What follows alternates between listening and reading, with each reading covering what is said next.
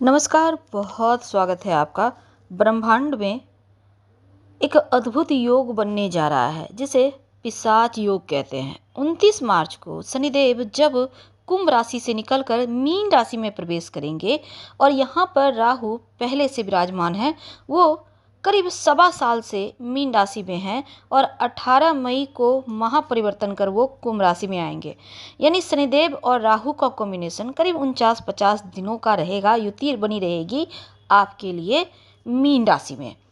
अब देखिए, मीन राशि यानी कि तुला राशि वालों के लाइफ में एक विशेष प्रभाव इस पिशाच योग का बनेगा 29 मार्च 2025 को, जो छठे भाव में पिशाच योग बनने जा रहा है।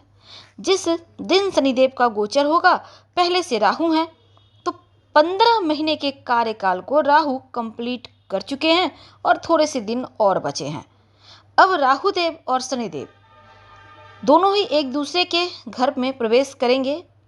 वैसे तो शनिदेव मीन राशि में 29 मार्च को आ ही जाएंगे। अब देखिए, पिछले 2.5 साल में जो शनिदेव आपके लिए बहुत सारी चीज़ों को थोड़ा डिफ़िकल्ट बनाए हुए थे, पंचम भाव में बैठकर राहु आपके छठे भाव में हैं और शनिदेव भी यहाँ छठे भाव में आएंगे। तो शनिदेव और राहु की जो युति है, शास्त्रों में कहा गया है, इन दोनों का जो कम्युनिकेशन होता है ना, इसका प्रभाव शुभत्व प्राप्त करवाता है, अच्छी चीज़ों को देख दिया है। लेकिन इसको पिशाच योग या प्रेत योग भी कहते हैं। तो इसका मतलब है कि थोड़ा रास्ता साफ तो है, लेकिन थोड़ा संभल कर भी रहना होगा। तो इन 49-50 दिनों में मंजिल तक पहुंचने के लिए आपको क्या क्या प्राप्त होगा और क्या अड़चनें आएंगी, क्या सावधानियां रखनी होंगी, ताकि प्रगति के मार्ग में जो बाधा है वो दूर हो सके। उपाय भी हम बताएंगे। वीडियो के अंत तक बने रहिए। ये प्रेडिक्शन चंद्र राशि पर आधारित है। छठा भाव होता है रोग, चोट, ऋण, कर्जे, शत्रु का। जब पिशाच योग बनेगा, यहाँ पर मन में एक भाव आएगा, कहीं मेरा स्वास्थ्य खराब तो नहीं हो रहा, कहीं दुश्मन मेरे ऊपर लगे तो नहीं रहे। राहु थोड़ा सा अंदर भय भ्रम पैदा करेगा। नौकरी व्यापार को लेकर मन में भ्रम दे देगा और पॉजिटिव संकेत मिलेंगे, लेकिन नकारात्मक जो भ्रम है, इनसे आपको बचना होगा। क्या करेंगे? रोज भगवान सूर्य को प्रणाम करके गायत्री मंत्र पढ़ें। सही समय पर सही डिसीजन आप ले पाएंगे, इसकी गारंटी हम देते हैं। मन में भय भ्रम उत्पन्न ना हो, इससे बचने के लिए हमने कहा गायत्री मंत्र पढ़ने। देखिए, राहु जो है ना, वो जादू हैं, इच्छा पूर्ति के ग्रह हैं। शनिदेव जो हैं वो कर्म प्रधान ग्रह हैं, कर्म का फल देते हैं। और जो राहु है, इच्छाओं को भड़काता है, फिर उसको पूरा करने के लिए आपके अंदर जुनून भरता है और फिर आप तरक्की के रास्ते पे बढ़ जाते हैं। तो नौकरी और स्वास्थ्य को लेकर आपके लिए बड़ा टेंशन नहीं है, लेकिन अनायास ही काला जादू, तंत्र मंत्र का आपके ऊपर असर हो सकता है। आप इससे बचिएगा 29 मार्च से 18 मई तक। और इससे बचने के लिए शिव जी की शरण में रहें और हनुमान जी के चरणों का सिंदूर का तिलक लगाना शुरू कर दें, माथे पर, कंठ में, कहीं भी। इससे बचे रहेंगे। अब देखिए, एक और चीज़ है कि पॉजिटिव प्रभाव भी है, नकारात्मक भी है। अब शनिदेव जो हैं वो कर्म प्रधान, कर्म के फल देते हैं। राहु जो हैं चीज़ों को भड़का देते हैं, इच्छाओं को भड़का देते हैं, और फिर राहु अनायास ही व्यक्ति को आसमान की ऊंचाइयों पर पहुंचा देता है। अब राहु के पास कोई भी ग्रह नहीं है, जहां बैठेंगे उसी को अपना बना लेंगे। शनिदेव राहु का योग बनेगा तो करियर में बड़ी ऊंचाइयां भी देंगे। ये जो 49-50 दिनों का वक्त है, करीब 50 दिनों का, आप देखिएगा, राहु किसी कार्य में आपकी दीवानगी की हद तक दिलचस्पी पैदा करेगा और शनिदेव कर्म करवाएंगे और फिर आप दीवानगी के हद तक मेहनत करके आप चीज़ों को प्राप्त कर लेंगे।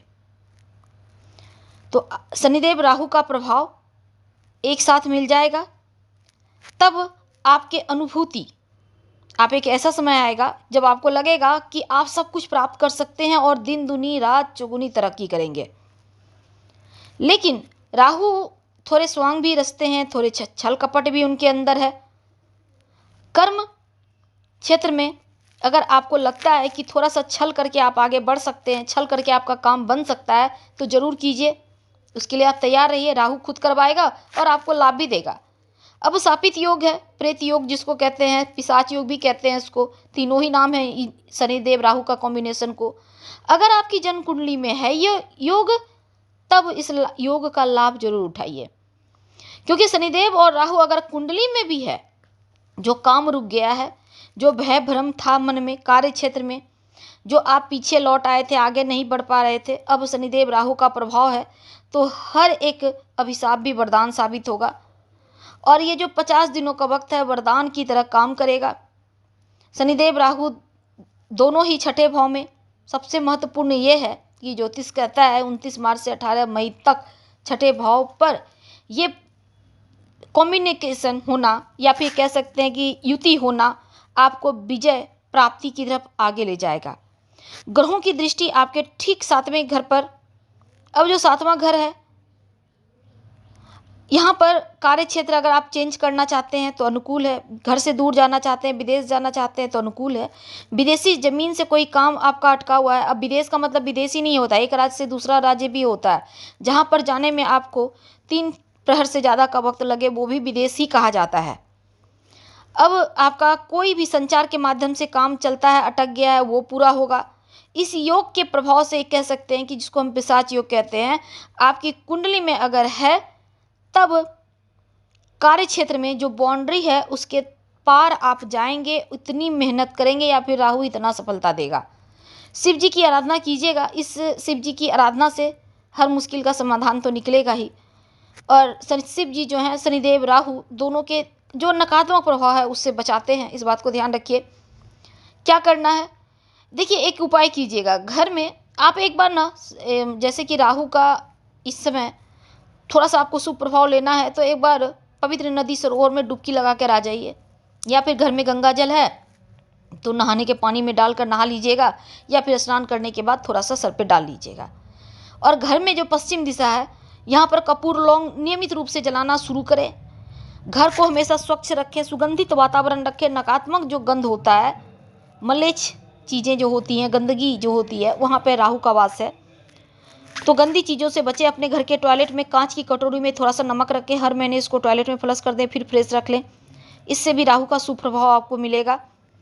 और इसके साथ ही एक और चीज़ है कि आप शनिवार के दिन मांस मदिरा का सेवन मत कीजिएगा, आपके लिए अनुकूल रहेगा। तो काला जादू का प्रभाव, जैसे हमने कहा, तंत्र मंत्र का प्रभाव आपके ऊपर हो सकता है। इससे बचने के लिए ही हमने कहा कि आप हनुमान जी के चरणों का सिंदूर का जो होता है उसका तिलक लगाना शुरू कर दें। अगर आप महिला हैं अपने कंठ पे लगा सकती हैं, पुरुष हैं अपने सर पे लगा, लेकिन महिलाएं हनुमान जी को छुएंगी नहीं।